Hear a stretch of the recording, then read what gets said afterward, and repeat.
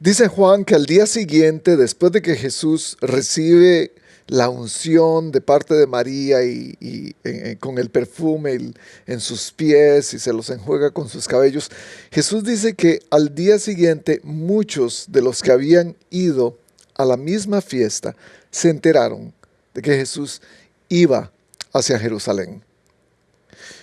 Iba hacia Jerusalén a celebrar la Pascua. La Pascua es la gran fiesta de los judíos, la fiesta de la liberación del pueblo de Israel desde Egipto, cuando estaban siendo esclavizados de parte del imperio egipcio.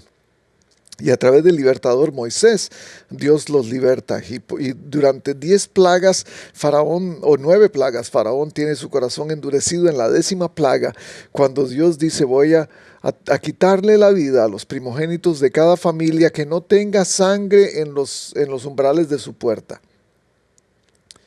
Después de esa plaga, el Faraón los deja ir. Y usted conoce posiblemente el resto de la historia. Esta es la celebración de la Pascua, la pasada del ángel de Dios a través del pueblo de Egipto, matando a los primogénitos, pero salvando a aquellos cuya sangre los protegió. Dice el historiador Josefo que más o menos unos 256.500 corderos viajaban hacia Jerusalén para esa fiesta, solamente para ser sacrificados en el templo por el perdón de pecados, solamente para celebrar. Y estoy pensando en la cantidad de gente que iba hacia Jerusalén con sus corderitos y en Jesús, el Cordero de Dios, que iba a ser sacrificado una vez, solamente, no una vez al año, pero el Cordero perfecto de Dios que iba a ser sacrificado una vez para el perdón de pecados eternamente, para el resto de la humanidad. El Cordero de Dios, dijo Juan el Bautista, que quita el pecado del mundo. Y esto está ocurriendo en la última semana de vida de Cristo. Antes de ser crucificado, antes de ir a la cruz, antes de pagar la pena de muerte que Él no merecía, pero que nosotros sí, y sin embargo que Él tomó en sí mismo para perdonarnos. Antes de esto, esta es la historia que está ocurriendo allí mismo en Jerusalén. Gracias por estar con nosotros. Bienvenidos a una entrega más de lo que Juan nos está contando en su evangelio. Estamos en Juan capítulo 12, de los versículos 12 al 35, parte del resto de la historia, de lo que está ocurriendo después de que Jesús es ungido en Betania de parte de María con el perfume de nardo.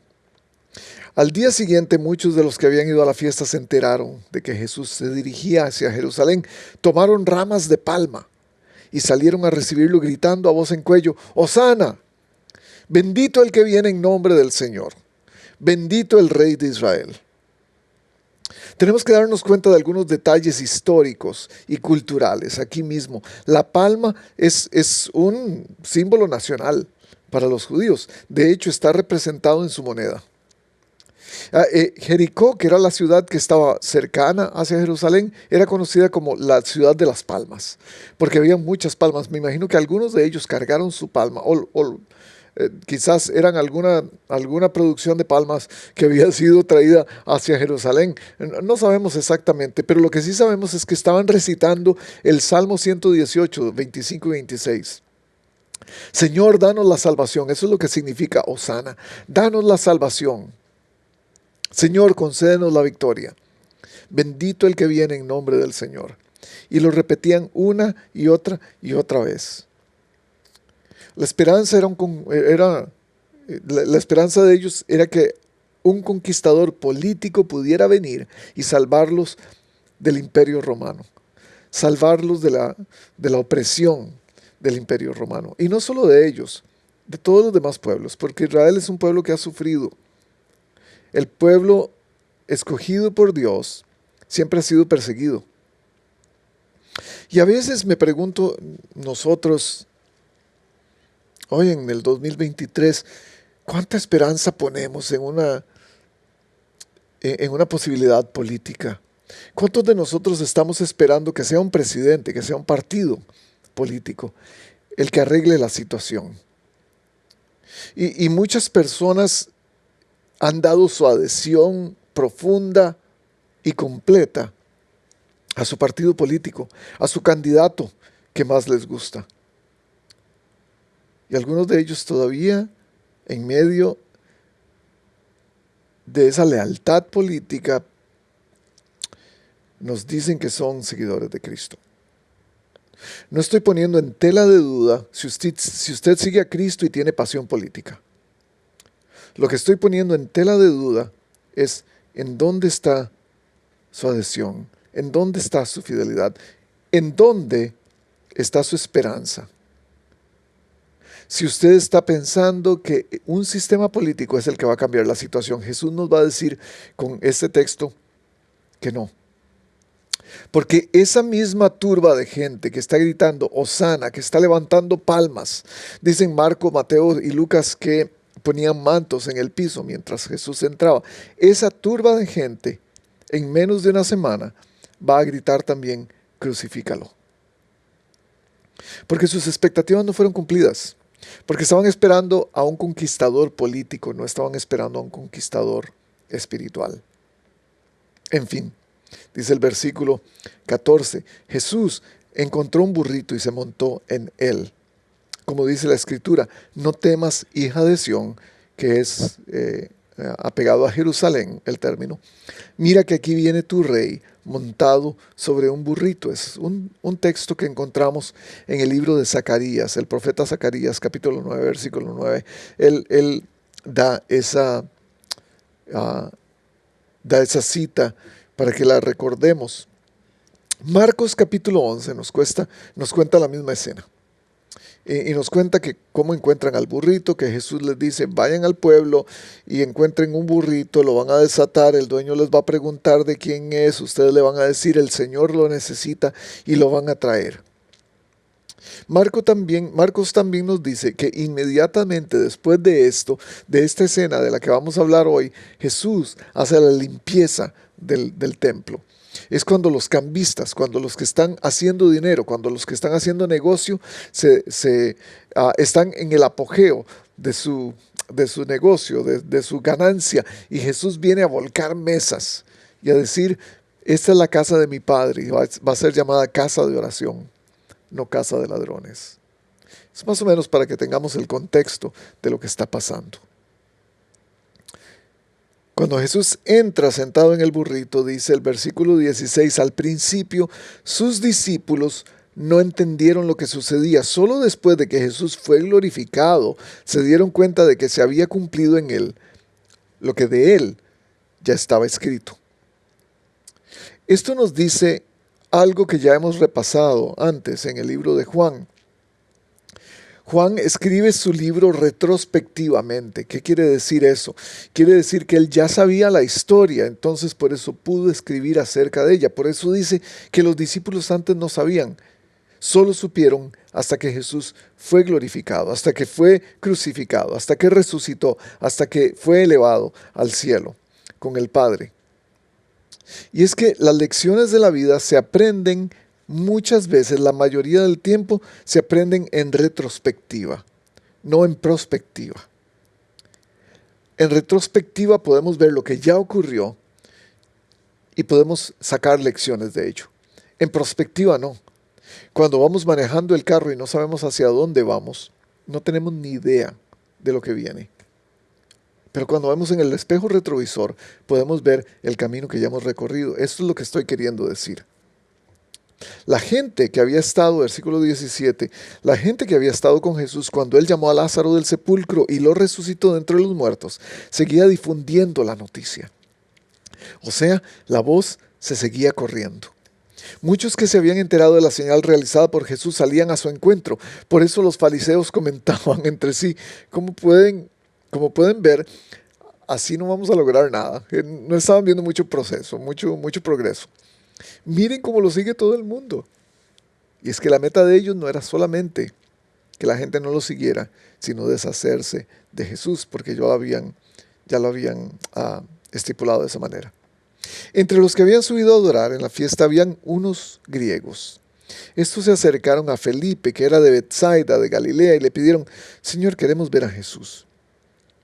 Felipe fue a decírselo a Andrés, y ambos fueron a decírselo a Jesús. Lo interesante con Felipe es que su nombre es el único nombre de los discípulos que es un nombre griego. Estos griegos que querían ver a Jesús fueron primero a él, posiblemente porque tenían algún tipo de relación. No sabemos. Ha llegado la hora de que el Hijo del Hombre sea glorificado, dice Jesús en el versículo 23. Ha llegado la hora de que el Hijo del Hombre sea glorificado. Esto suena como wow, va a llegar, ahora sí, se puso buena la cosa. Jesús va a levantarse y va a despedazar a todos sus enemigos. Ciertamente les aseguro que si el grano de trigo no cae en tierra y muere, se queda solo, pero si muere produce mucho fruto. Y eso da una vuelta inesperada. El que se apega a su vida, dice Jesús, la pierde. En cambio, el que aborrece su vida en este mundo la conserva para vida eterna. Quien quiera servirme debe seguirme. Y donde yo esté, allí también estará mi siervo.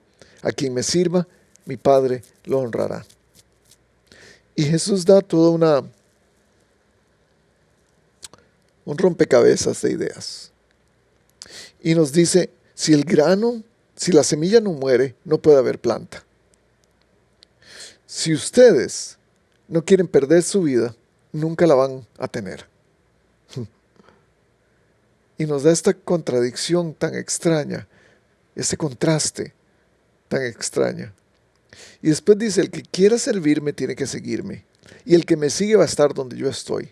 Si usted quiere seguirme de corazón, usted va a estar donde yo estoy. Lo que no entendían ellos es que él estaba hablando acerca de su muerte.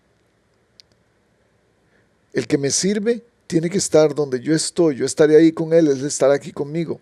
Está hablando de su muerte, de su cruz. ¿Y por qué esto? Dice, se oyó entonces desde el cielo una voz. Versículo 27. Ahora todo mi ser está angustiado, y acaso voy a decir, Padre, sálvame de esta hora difícil, aunque sí lo hace cuando está en el Getsemaní. Sí, precisamente para afrontarla he venido. Padre, glorifica tu nombre. Se oyó entonces desde el cielo una voz que decía, ya lo he glorificado y volveré a glorificarlo. La multitud que estaba allí y que oyó la voz decía que había sido un trueno. Todos decían que un ángel le había hablado. Y usemos la imaginación porque posiblemente hay alguna llovizna tenue anunciando una tormenta que venía. Y en medio de los nubarrones oscuros, grises del cielo, cuando Jesús dice, Padre, glorifica tu nombre. Un trueno, la gran voz de Dios, que habla en truenos, de acuerdo a lo que dicen los salmos, dice, ya lo he glorificado y volveré a glorificarlo. No sabemos exactamente cómo suena eso en el lenguaje hebreo o arameo que se hablaba en el momento, pero algunos decían que era un ángel que había hablado. Esa voz no vino por mí, sino por ustedes, dijo Jesús. El juicio de este mundo ha llegado ya y el príncipe de este mundo va a ser expulsado. Pero yo, cuando sea levantado de la tierra, atraeré a todos a mí mismo. Y cuando habla de ser levantado de la tierra, no está hablando de ser glorificado, no está hablando de su ascensión al cielo, está hablando de ser levantado en la cruz, de ser plantado en la tierra y levantado en símbolo de su muerte, pero un símbolo de victoria que parece para cualquier mortal un símbolo de derrota. Con esto daba Jesús a entender de qué manera iba a morir. De la ley hemos sabido, respondió la gente, que el Cristo permanecerá para siempre. ¿Cómo tú pues dices que el Hijo del Hombre tiene que ser levantado? Y para ellos tenía sentido. Cuando alguien decía tiene que ser levantado, es la crucifixión. ¿Quién es ese Hijo del Hombre? Ustedes van a tener la luz solo un poco más de tiempo, les dijo Jesús. Caminen mientras tengan luz. Recuerden, tal vez los nubarrones estaban tapando el cielo. Se estaba poniendo oscuro. Los truenos estaban sonando por todas partes. Caminen mientras tengan luz antes de que los envuelvan las tinieblas. El que camina en las tinieblas no sabe a dónde va. Y es que Jesús es el maestro de usar simbolismos. Es el maestro de usar lo que tiene a mano para poder predicar. Es el maestro de poder ver los elementos que están ocurriendo en el ambiente en donde él se está desenvolviendo para enseñar a través de ellos. Y entonces les dice, sí, escucharon la voz, pero ustedes no ven la luz todavía. Y no se puede caminar si no se está en luz. Hay varias gente aquí. Hay varias gente. ¿Y qué es lo que pasa con esta gente? Déjenme darle 3 cosas acerca de esta gente. Están, número 1, los que se enteran y le alaban. Se enteran de que Jesús está cerca. Se enteran de que Jesús va para Jerusalén. Y entonces salen para allá. Porque Él es el hacedor de milagros. Porque Él es el nuevo profeta, la nueva sensación nacional. Y tienen que ir a verlo. Salmo 9, versículo 1 dice, quiero alabarte, Señor, con todo el corazón y contar todas tus maravillas. Hay muchos que decimos eso cada día. Hay muchos que queremos alabar al Señor. La pregunta aquí para esa gente que estaba allá es, ¿de qué estaban enterados? Porque se enteran y le alaban. ¿Pero de qué estaban enterados? ¿Solamente de la presencia de Jesús? ¿De lo que había hecho? Estaban enterados de que era un hacedor de milagros? Era pura información. Información de segunda mano, de hecho. O tenían información de primera mano. O estaban enterados de quién Él verdaderamente era. El Hijo de Dios. El Mesías esperado. Hay una diferencia grande. Porque algunos de nosotros nos podríamos hacer la misma pregunta. ¿Adoramos a Jesús porque sabemos lo que puede hacer? Porque hemos oído lo que puede hacer. Porque hemos oído de quienes lo conocen algunas características de quién Él es. ¿O adoramos a Jesús porque verdaderamente le conocemos? Porque sabemos no solamente su nombre, pero sabemos su carácter. Si usted tuviera un papel en este momento, y tal vez lo invito a hacer el ejercicio, si tiene un papel donde puede escribir, o aún su teléfono, usted podría mencionar 3 atributos de Dios que lo hacen alabarle. Porque si no podemos ni siquiera escribir 3 atributos de la personalidad de Dios, del carácter de Dios, de quien Él es, entonces quizás estamos confundidos y hemos estado alabando a un Dios que no conocemos necesariamente. Puede haber adoración a un Dios que no conocemos, pero eso va a ser una adoración incompleta. Una adoración completa, una alabanza completa va a estar centrada en alguien que conoce a Jesús, en alguien que tiene una relación tan cercana con Él que puede venir y quebrar un alabastro de medio litro de perfume de nardo, derramarlo en su cabeza y en sus pies para darle adoración. Cuando sabes quién es Dios, no puedes dejar de alabarlo. Esta es la diferencia. Cuando solo tengo información, lo hago por algún momento. Esta semana vamos a tener una noche de alabanza en nuestra congregación y estamos emocionados porque conocemos al Dios de la alabanza y queremos venir a dársela de vuelta. Es como celebrar cuando hay buenas noticias en nuestra casa y vamos y celebramos y comemos en un lugar especial y le compramos un pastel a la persona, qué sé yo. Queremos hacer honor a Jesús porque lo conocemos, no solamente por lo que hemos escuchado de Él. Número 2, las otras personas que estaban ahí, aún los más cercanos, no entienden. Cuando Jesús entra triunfalmente, cuando Jesús entra, puede ser que hay gente que se enteren y le alaben. Cuando Jesús entra, también puede ser que aún los más cercanos no entiendan. Y recuerdan lo que pasó con los discípulos. No entendieron, todavía no entendían. Estaban viviendo su vida, no estaban viviendo su vida en retrospectiva como Juan.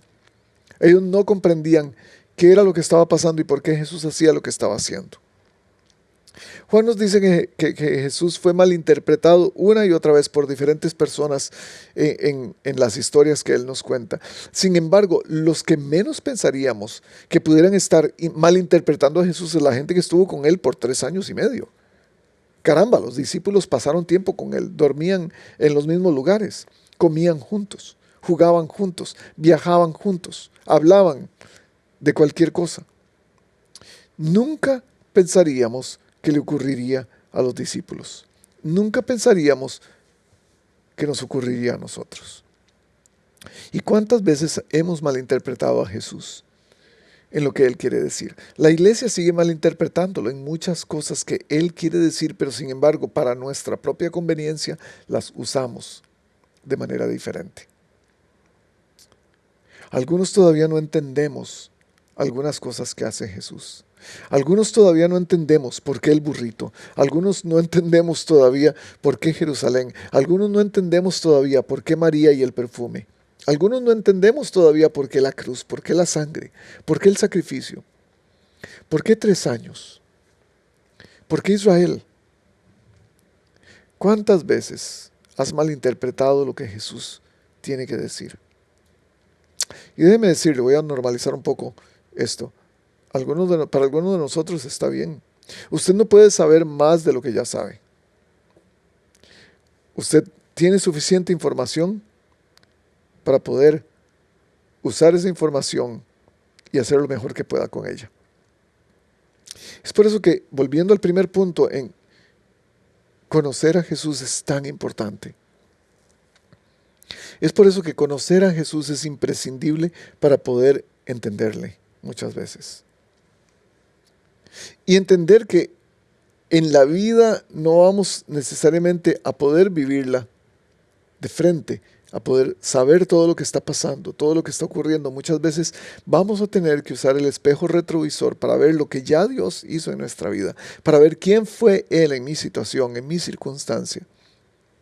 Y entonces puedo decir, me imagino como los discípulos después de la resurrección y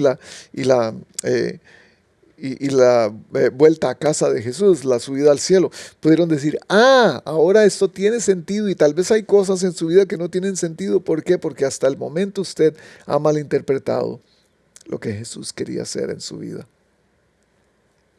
Aún los más cercanos no entendieron. Y número 3, hay aquellos, cuando Jesús hace su entrada triunfal, hay aquellos que difunden la noticia. Hay aquellos que no se quedan tranquilos, tienen que decir algo.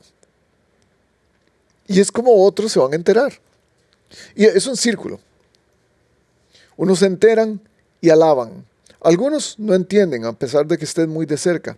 Pero hay otros que difunden la noticia. Y esos que difunden la noticia hacen que otros se enteren y que otros le alaben. Y el círculo continúa. Alabamos a Jesús, algunos se enteran, algunos, aunque no entienden, siguen mencionándolo a otros, entonces otros se dan cuenta, lo alaban y ahí sigue. Cuando sabes quién es Dios, no puedes dejar de hablar de Él. Cuando sabes quién es Dios, no puedes dejar de alabarlo. Pero también cuando sabes quién es Dios, no puedes dejar de hablar de Él, porque se convierte en la persona más importante de su vida. Se convierte en el centro, lo he dicho varias veces en los últimos sermones. Es el filtro a través del cual vemos toda la vida. Es el amigo que quieres que todos tus amigos conozcan. Usted ha conocido a alguien que usted dice, yo quiero presentarte a mi amigo, porque si usted tiene 2 amigos en común que no se conocen todavía, usted quiere que se conozcan. Eso es lo que dice el Salmo 40, versículo 5. Muchas son, Señor mi Dios, las maravillas que tú has hecho. No es posible enumerar tus bondades en favor nuestro. Si quisiera anunciarlas y proclamarlas, serían más de lo que puedo contar. Y no es cierto que a veces nos falta el tiempo para poder hablar de Cristo. ¿Quién Él es? ¿Qué ha hecho? Algunos de nosotros estamos quizás tan confundidos, no hemos entendido bien lo que Jesús ha hecho por nosotros y quién Él es en realidad en nuestra vida, que quizás no podemos hablar de Él. Nos cuesta. Y tal vez usted es una de esas personas. que le cuesta hablar de Jesús, a pesar de que usted lo ama, a pesar de que usted dice, yo lo sigo, yo quiero seguirlo, pero me cuesta hablar de Él. ¿Qué será la barrera que hay que cruzar para poder lograr hablar del mejor amigo, de la mejor persona en su vida, sin ningún tapujo, sin ninguna barrera? Y es por eso que Jesús dice esta frase importantísima que Juan nos ha dicho varias veces, aunque de manera diferente, la ha puesto de manera diferente. La ha puesto en el lugar que no sabemos, en el lugar que todavía no hemos pasado, esa parte del camino que no hemos cruzado, ese puente que no hemos cruzado. Y Juan ha dicho hasta ahora que Jesús ha mencionado varias veces que su hora no ha llegado, que no es el tiempo todavía. Pero es aquí cuando Jesús dice, la hora ha llegado. Ha llegado la hora en que van a ocurrir varias cosas para que la gente sepa quién soy yo. Recuerden, ya dio sus señales, 7 señales en el libro de Juan. Ya ha hablado con diferentes personas. Ahora ha llegado la hora de revelar completamente quién Él es. La primera cosa, ha llegado la hora del reino. El reino de los cielos llegó. Si el rey llegó, quiere decir que el reino viene con Él. Ahora, ¿qué significa el reino? Porque entendemos lo que significa el rey, es el que se sienta en el trono, el que gobierna, el que tiene el cetro, el que tiene la corona, el que tiene el manto real. Él es el rey. Pero ¿qué significa el reino? El reino significa la gente de Dios. El reino significa el pueblo de Dios. La gente que hace que el rey tenga autoridad. En este caso, la iglesia de Cristo. Y es por eso que es tan emocionante ser parte de la iglesia de Cristo. Algunos tienen la preocupación de que la iglesia se ha institucionalizado demasiado, entonces no quieren ser más parte de la institución. Déjeme decirle, si usted no tiene un cuerpo de personas con los cuales adorar, con los cuales compartir su fe, es muy posible que usted no está haciendo el trabajo del reino. Porque parte del trabajo del reino es convertirse en el pueblo, en la iglesia, en los súbditos de Dios. No existe reino sin gente. No existe reino sin iglesia. El rey necesita súbditos para que su reino sea efectivo. Significa la llegada del reinado del rey, valga la redundancia. Es el reconocimiento de que Jesús es Señor, de que Jesús está por sobre todas las cosas. ¿Para qué? Para que la gente se entere y le alabe. En Filipenses 2, del 9 al 11, Pablo nos da una imagen de cómo se ve esto.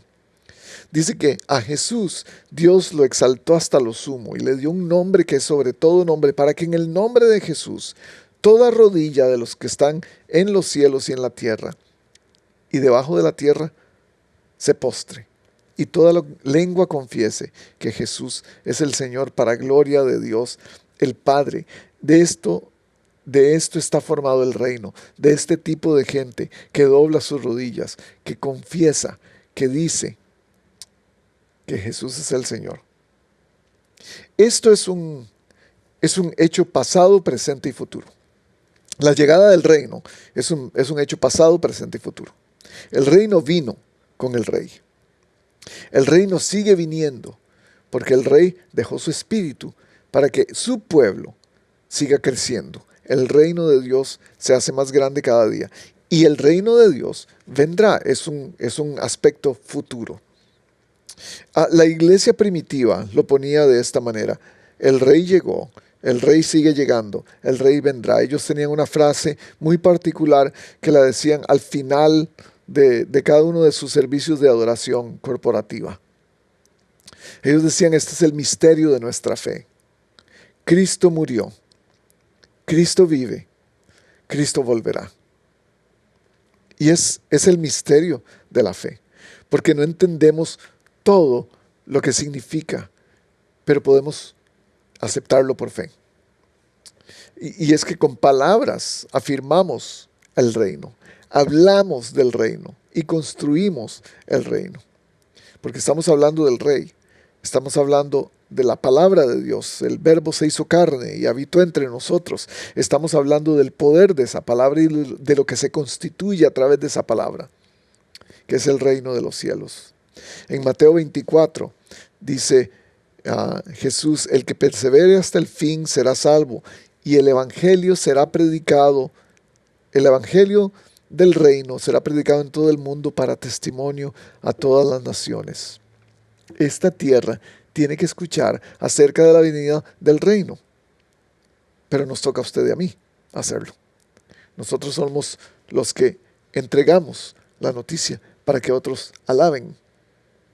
Nosotros tenemos que pasar la voz.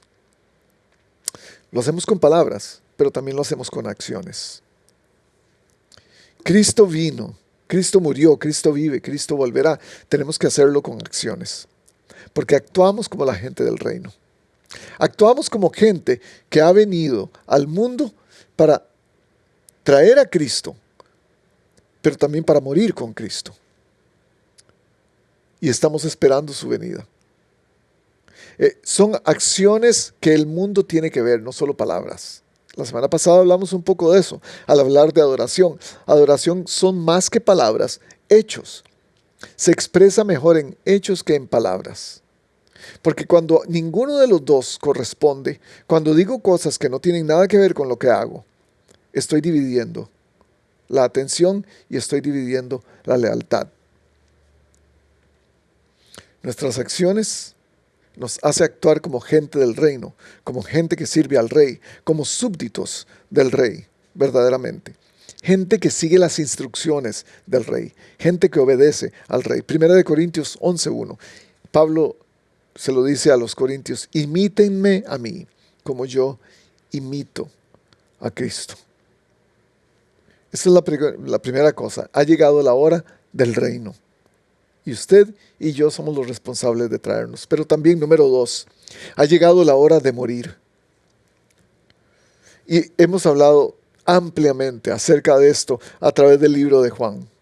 Porque la muerte del rey y de sus seguidores es estratégica para que el reino sea instituido, para que el reino sea firmado.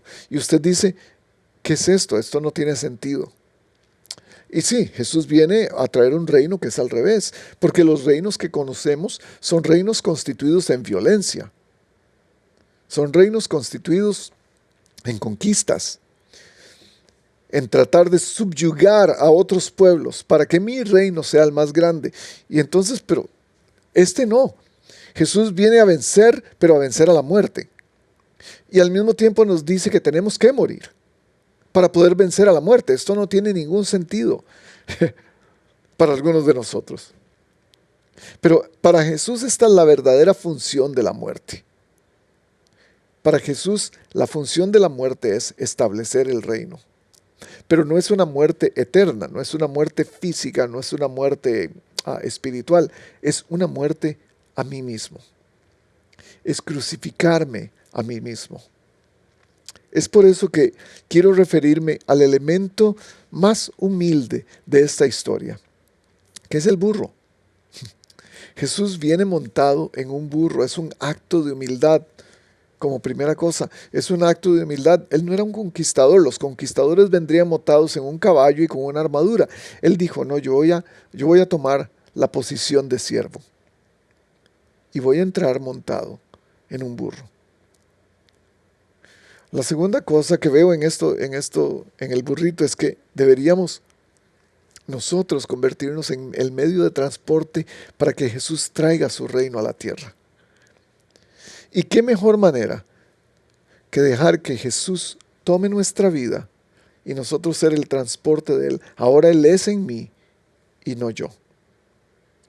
Ya no vivo yo, Cristo vive en mí. Estoy crucificado con Cristo. Ya no vivo yo, Cristo vive en mí. Y esto es para que Él haga una entrada triunfal en la vida de otras personas. Es la única manera de que Jesús pueda hacer una entrada triunfal en este mundo. En la vida de sus amigos, en la vida de sus conocidos, en la vida de sus familiares que todavía no conocen a Cristo, en la vida de gente que usted ni siquiera conoce, que usted va a hacer un impacto solamente por quien usted es, la persona humilde que Jesús quiere que usted sea. Jesús viene sentado en un burrito porque Dios escoge lo débil del mundo para entorpecer y para avergonzar a lo grande del mundo. Primera de Corintios 1, del 24 al 29. Para los que Dios ha llamado, lo mismo, judíos que gentiles, Cristo es el poder de Dios y la sabiduría de Dios. Y hasta ahí nos están hablando para emocionarnos. Pero dice el versículo 25, pues la locura de Dios es más sabia que la sabiduría humana, y la debilidad de Dios es más fuerte que la fuerza humana. Consideren su propio llamamiento. No muchos de ustedes son sabios, según criterios humanos, ni son muchos los poderosos, ni los de noble cuna, pero Dios escogió lo insensato del mundo para avergonzar a los sabios, y escogió a lo débil del mundo para avergonzar a los poderosos. También escogió Dios a lo más bajo y despreciado, y lo que no es nada, para anular lo que sí es, a fin de que en su presencia nadie pueda jactarse.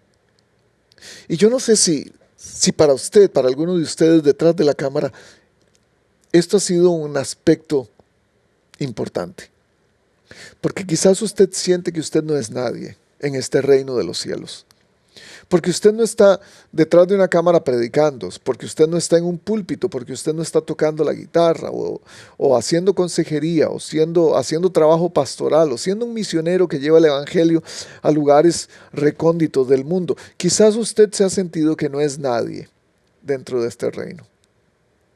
Hoy yo creo que Jesús le está diciendo, yo hago mi entrada triunfal en burros. Yo hago mi entrada triunfal en transportes que no parecen ser lo que deberían ser. Yo hago mi entrada triunfal en personas que parecen débiles, menospreciadas, pobres y sin ninguna esperanza. Esa es la gente que yo uso para entrar al mundo. Yo uso cuán quebrado está tu corazón para poder traer mi reino al mundo. Yo uso muchas veces tu tristeza, yo uso las lágrimas de María y de Marta, yo uso la muerte de Lázaro para poder entrar al mundo, yo uso la enfermedad del ciego, yo uso la parálisis de la persona que estaba en el pozo, yo uso la falta de vino para traer gozo y esperanza. ¿En qué viene Jesús sentado en tu vida? ¿En qué está sentado Jesús para hacer la entrada triunfal a través de ti en el mundo? ¿Estás sentado en un burrito o estás sentado en un Mercedes-Benz? Porque eso marca la diferencia, gente. Eso marca la diferencia. Esto la marcó para Jesús, la diferencia. Si Jesús hubiera querido entrar a la sociedad, al mundo, traer su reino de manera política y de manera poderosa, Él hubiera entrado en un caballo con una armadura impresionante. Él decidió entrar en el animal más pequeño, más absurdo para la sociedad. Porque algunos todavía lo estamos esperando como guerrero, como conquistador, como poderoso, como millonario. Pero Él decide entrar en humildad. ¿Para qué? Para que podamos participar con Él en el establecimiento del reino. Porque el reino se trata de personas. El reino no se trata de reglas. El reino no se trata de políticas. El reino no se trata de dinero o de estructuras, de palacios, de poderes, de posiciones. El reino se trata de gente. Gente humilde, como usted y yo. Aprendan de mí, dice Jesús, porque soy manso y humilde de corazón. Es el ejemplo que tenemos que seguir. Y número 3, y final. Ha llegado la hora de obedecer. Si ha llegado la hora de que llegue el reino de los cielos, si ha llegado la hora, entonces también de morir, ahora viene la hora de obedecer. Si ustedes me aman, va a decir Jesús en un par de capítulos más adelante, si ustedes me aman, van a tener que seguir mis mandamientos, van a obedecer lo que yo digo. Es una relación de rey y súbditos. Esa relación significa obediencia. La hemos confundido. Hemos visto la vida cristiana sumamente romántica. La hemos visto como un campo de rosas, un campo de flores. Y queremos pensar en Jesús como el amado de nuestra vida, el que nos toma de la mano y nos lleva a lugares increíbles y nos pastorea por pastos verdes y aguas frescas. Claro, Él dice que va a hacer eso, pero no es tan romántico como parece. Él es el rey, nosotros somos los súbditos, seguimos sus órdenes, obedecemos porque seguimos su ejemplo. ¿Ah? ¿Cómo seguimos su ejemplo? Bueno, es que Él se está preparando para ir a morir. Él está diciendo de lo que se trata es esto, el que me sigue va a estar en el lugar donde yo estoy. Y en el lugar donde yo estoy, eso significa que va a ser levantado conmigo, va a ser crucificado conmigo. Porque así como por la desobediencia, dice Pablo en Romanos 5, porque así como por la desobediencia de uno solo, muchos fueron constituidos pecadores, también por la desobediencia de uno solo, muchos serán constituidos justos. Por la desobediencia de uno, todos fueron pecadores, pero por la obediencia de uno, todos son justos. El reino de los cielos ha llegado, porque uno fue obediente, porque uno fue perfecto, porque uno fue a la cruz.